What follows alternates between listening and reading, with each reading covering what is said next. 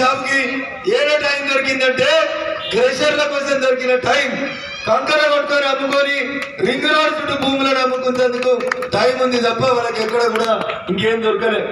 Car puncture అయింది, car టక్కర్ అయింది, car మధ్య అవతల వారేసినాం. మొన్న కాంగ్రెస్ వాళ్ళు వచ్చారు, మాయ మాటలు చెప్పారు. 2000 పింఛన్ మీకు సాధలేదు, మీకు 4000 పింఛన్ ఇస్తా అని చెప్పిండు. చెప్పి అధికారంలోకి వచ్చి 5 నెలలు అయింది. అక్క వచ్చింది ఒకరికన్నా 4000 పింఛన్ వచ్చిందామా? మీరు ఎప్పుడు వాళ్ళు తమ్ముళ్ళు ఎప్పుడు కాదు, మీకు పింఛన్ వస్తుందా? వెల్మెల్ల పింఛన్ ఎందుకు నరేందర్ అని అంటున్నాడు. మా వాళ్ళంతా మంచిగా ఉన్నోళ్ళన్నా గజం జాగమ్మ ఇట్లాంటి బంగ్లాలు 4 కట్టొచ్చు అని చెప్తున్నారు. అంతేనా? పోనీ రైతులకి 1,00,000 రూపాయలు తీసుకున్న కాడ 2 లక్షలు రైతు రుణమాఫీ చేస్తా అన్నాడు రేవంత్ రెడ్డి. అదేనే చేసిండ అంటే అది కూడా చేయలే. కిందికెళ్ళి అవ్వ చెప్తుంది, అందరం అట్లా ఉన్నాం కదా బిడ్డ, ఈడ కూడా కొందరు గరీబ్ వాళ్ళు ఉన్నామని.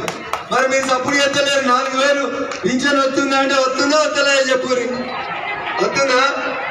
మరి నమ్మి నానమోషణం కారు మంచిగా లేదని కేసీఆర్ నెల్లగొట్టి చెయ్యి గుర్తు తెచ్చుకుంటే ఈ చెయ్యి గుర్తు ఆయన మన నెత్తి మీద చెయ్యి పెడుతుండే తప్ప మన జేబులకైతే పైసలు మాటలు మాట్లాడుకుంటే మస్తు బూతులు మాట్లాడతాడు రేవంత్ రెడ్డి. ఏమన్నాడు? నేను అధికారంలోకి రాగానే